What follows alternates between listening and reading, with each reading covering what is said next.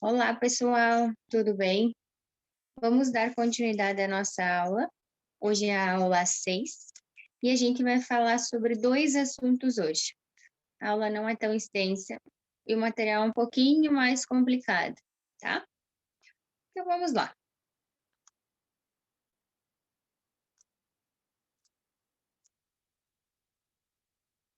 Não quer passar os slides.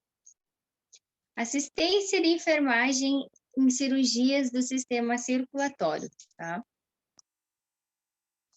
Vamos falar sobre dissecção venosa, venostomia, venotomia ou flebotomia. São três termos utilizados, tá?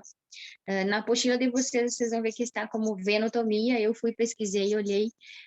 Existem o termo venotomia e existe o termo venostomia também, tá? Que significa a mesma coisa. Que é um procedimento importante que não é possível o acesso intravenoso por perfusão percutânea, né? Acesso venoso periférico. Então, é feito esta venotomia ou venostomia ou flebotomia. É necessária a exposição do vaso por incisão direta e introdução de um catéter. As vantagens da gente ter um acesso venoso central é que ela permite a infusão de grandes volumes em menor tempo, possui uma alta osmolaridade para repressão hídrica, volumétrica, então é utilizado nas quimioterapias e nutrição parenteral.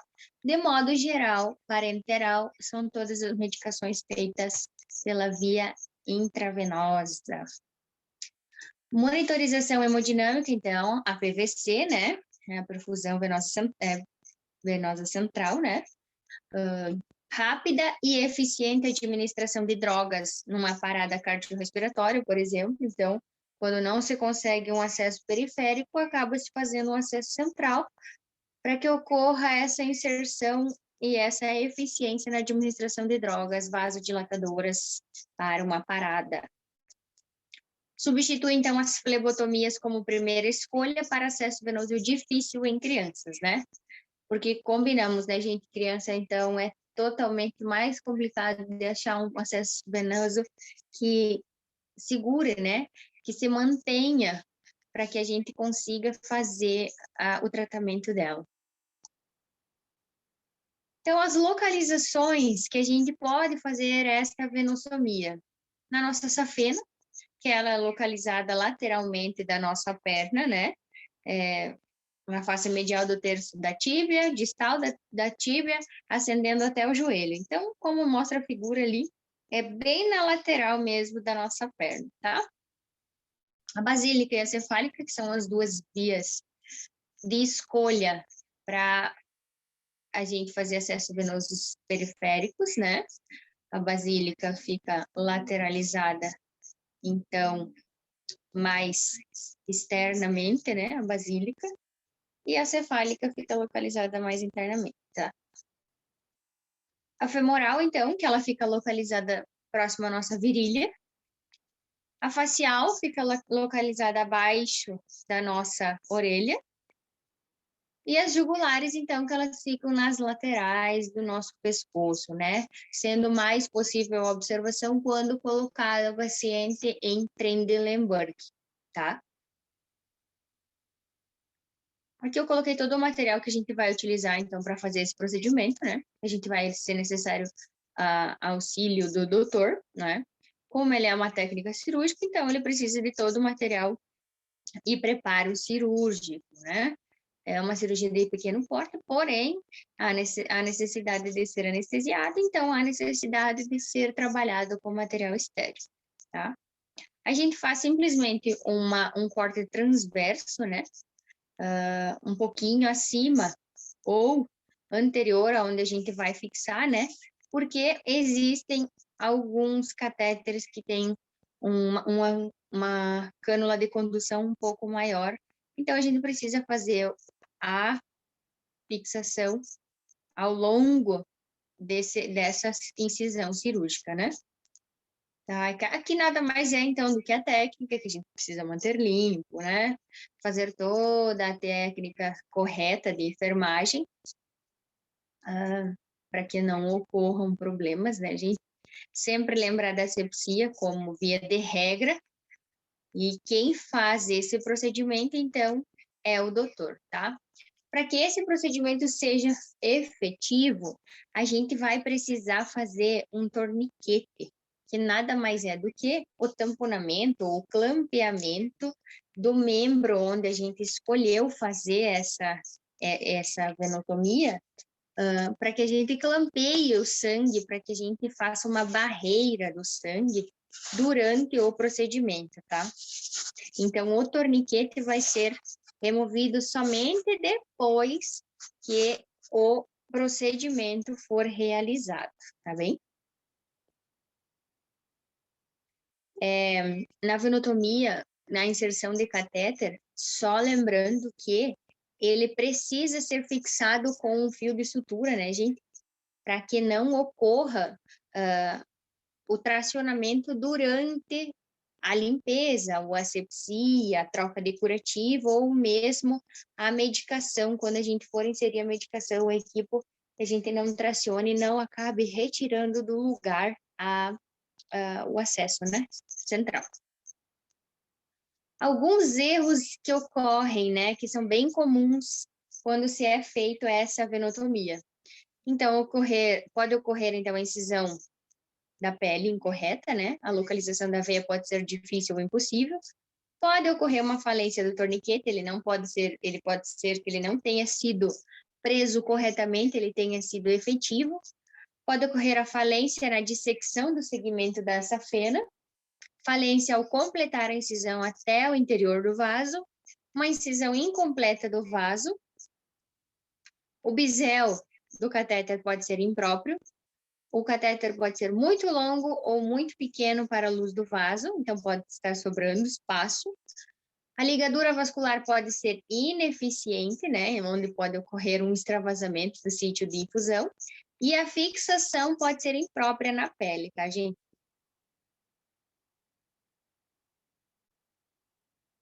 Algumas complicações, então, decorrentes ao efeito da venotomia.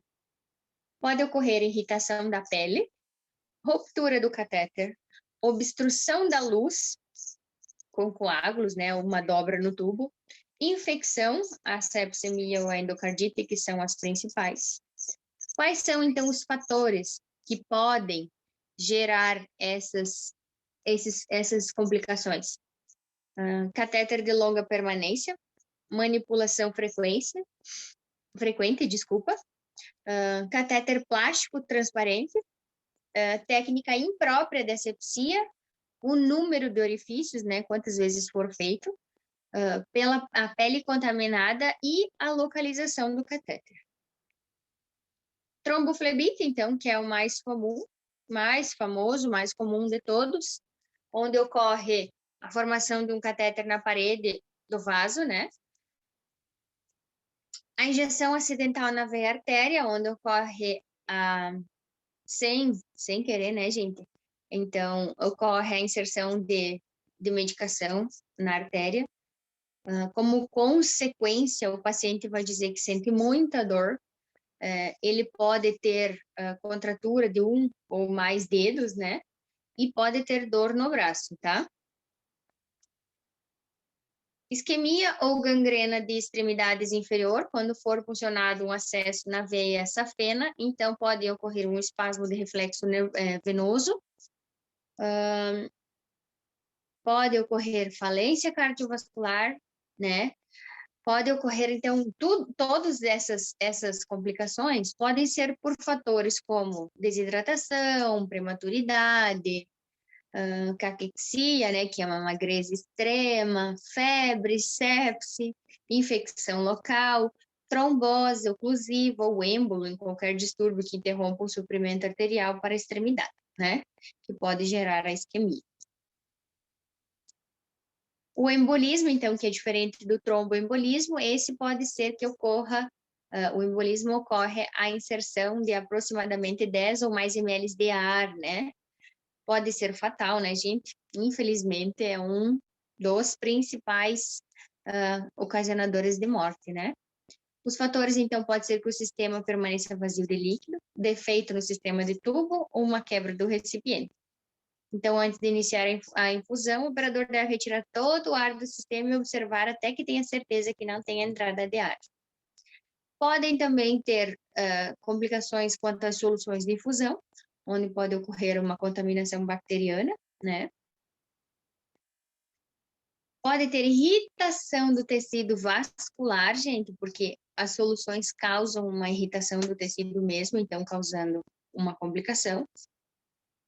Aumento do compartimento de fluido extracelular, que ocorre na frequência ou na frequência de interrompimento do gotejamento, né? Quando ocorre uma falência de gotejamento. Então, sempre observar se há gotejamento correto, se há perfusão correta, para que não ocorra o aumento do compartimento, né? Então, da veia e da artéria, né? Administração de soluções erradas, tá, gente? Então, isso é um erro, meu Deus, inadmissível, que a gente tem que prestar muita atenção. Todos os recipientes devem ser identificados, não deve ser administrado medicação sem data, sem escrita, sem identificação, tá? E a parada do gotejamento, então, que pode ser que tenha ocorrido intencionalmente,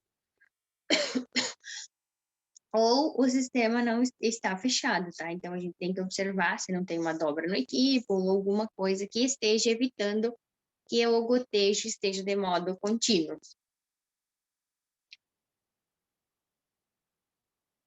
Quais são os cuidados de enfermagem no pós-operatório de venotomia? A gente tem que trocar o mínimo possível, a gente tem que manter ele com o sistema fechado e a gente tem que fazer o curativo sempre que necessário. Qual é o tempo de permanência, então, do nosso catéter? Tem os de curta duração, que são produzidos por poliuretano, PVC, não possuidores de barreira bacteriana, e eles devem ficar implantados num prazo máximo de 15 dias. Os de longa duração, então, são catéteres produzidos em silicone, possuidores de barreira bacteriana, não possuem um prazo de retirada. Quando os cuidados de enfermagem, então, a gente sempre tem que observar a técnica de inserção, usar a técnica asséptica, higienizar as mãos antes e quando manipular, usar a barreira de precaução máxima, né? A gente tem que sempre lembrar de usar a luva, fazer a antisepsia da pele, né? Utilizar os produtos que são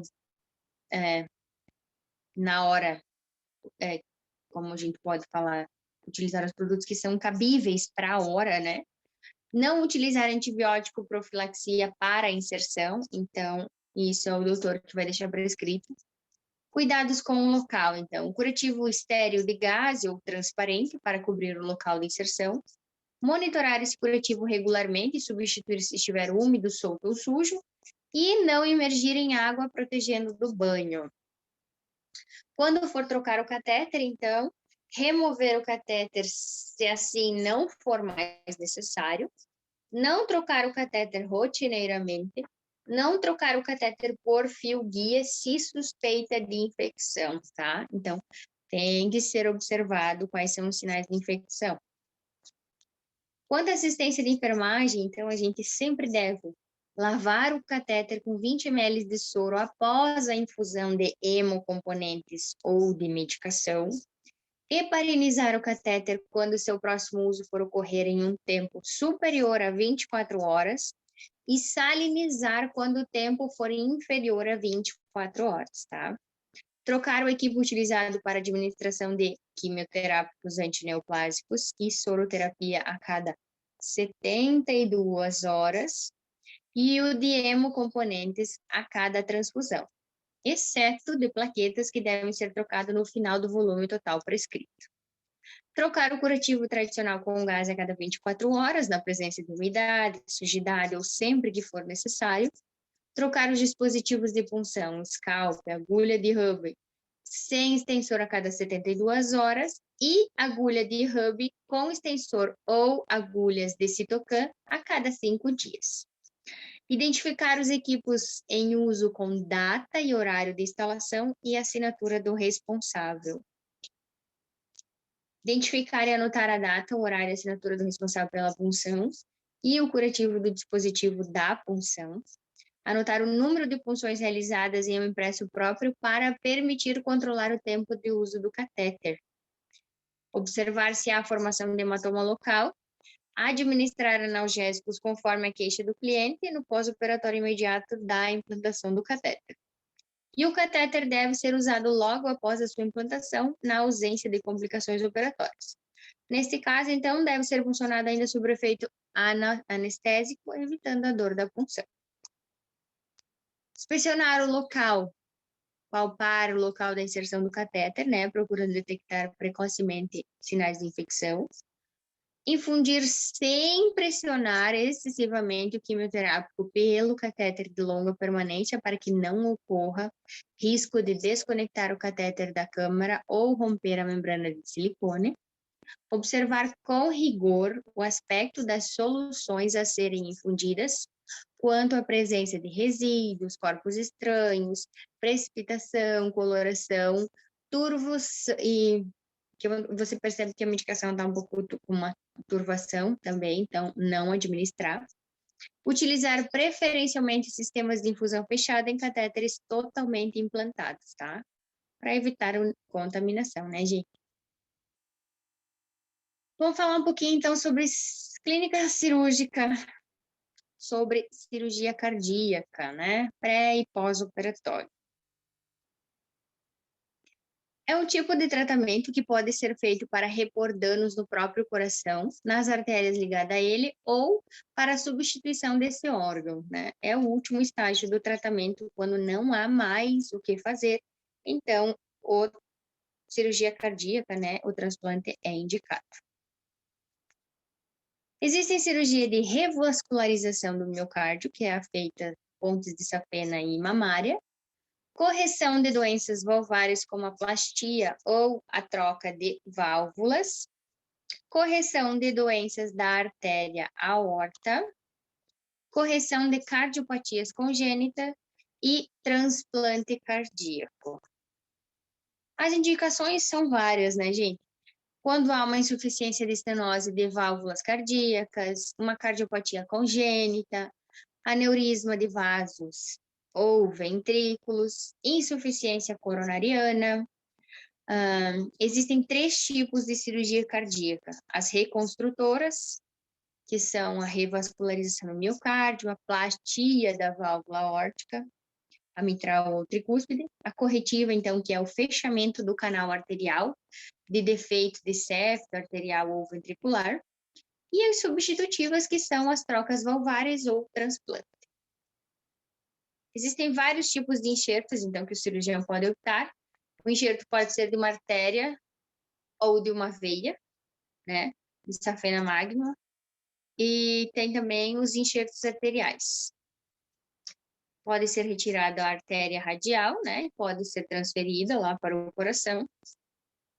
A artéria torácica ou a artéria mamária interna, que é uma artéria que irriga a parede do tórax. Ela é uma ótima opção para cirurgia, além de ter uma durabilidade maior, né, por estar perto do coração, ela não precisa ser retirada por completo. A artéria radial, então, que ela é substituída pela artéria ulnar, na ausência da radial, então ela fica responsável por toda a irrigação da mão. A artéria gastropoplítea é uma artéria que quase não é utilizada, ela está abaixo do coração, então ela também pode ser utilizada como enxerto, porém ela é pouco frequente utilizada. Os riscos cirúrgicos, então. Os fatores de riscos, né, de mortalidade são sempre, a maioria, os mesmos, né? Idade, sexo, função cardíaca, reoperação, infarto agudo do miocárdio prévio, né? Presença de comorbidades, tabagismo e obesidade. Substituição valvar ou correção de distúrbio valvar. Então, é indicado quando há uma deteriorização da função ventricular ou classe funcional. Pode ser a troca da tricúspide, da mitral, da aórtica ou da pulmonar. Existem alguns dispositivos de troca, sendo ele a prótese biológica ou a prótese metálica, né? Que varia de acordo com a escolha médica. A revascularização do miocárdio, então, que é a ponte de safena, né? Ela pode ser retirada de alguns lugares do nosso corpo, né? Como a radial e a de safena mesmo, e pode ser inserida depois no nosso coração como troca. E o aneurismectomia, que é uma retirada de aneurisma quando ele estiver com diâmetro maior que 7 centímetros e os sinais e sintomas são de rápida progressão. Então, ocorre o quê? Uma falha de perfusão sanguínea, então ele é necessário a sua substituição. Quais são as complicações pós-cirúrgicas? Hemorragia, baixo débito cardíaco, né? Tamponamento, arritmias e insuficiência respiratória. Temos os drenos e as sondas, né? Então, que a gente vai estar utilizando. A gente tem que observar, né? Para que não ocorra nenhuma complicação. O zeramento do nível, então temos que marcar o horário. Desclampeamento pode ocorrer, né? Do coração, de alguma das válvulas trocadas. Aspiração contínua, então, de 10 a 20 centímetros de água desse borbulhamento, que deve deixar o dreno, então, com essa aspiração contínua. Ele deve, se observar um borbulhamento no nosso dreno, pode significar que a gente está com pneumotórax, pode ser que a gente está com uma fístula, pode ser que está mal conectado o nosso dreno. E também devemos observar o débito urinário, que se for inferior a 30 ml hora, temos que observar a função renal também. Quanto ao balanço de líquidos e sangue, né? Quanto à perda e à entrada sanguínea, então a gente tem que sempre observar quais foram as perdas e quais foram os ganhos, quanto foi transfundido e quanto foi perdido, tá? Essa matéria ela não é muito longa, eu separei conforme a apostila de vocês. São 2 temas, eu coloquei um tema por vez para a gente comentar, porque são assuntos mais difíceis de serem entendidos, são assuntos mais complexos, tá? Por isso a gente não vai fazer uma aula tão extensa, tá bom? Qualquer coisa eu estou em consulta, estou aqui se vocês precisarem. Tá bem, gente? Boa semana, até mais.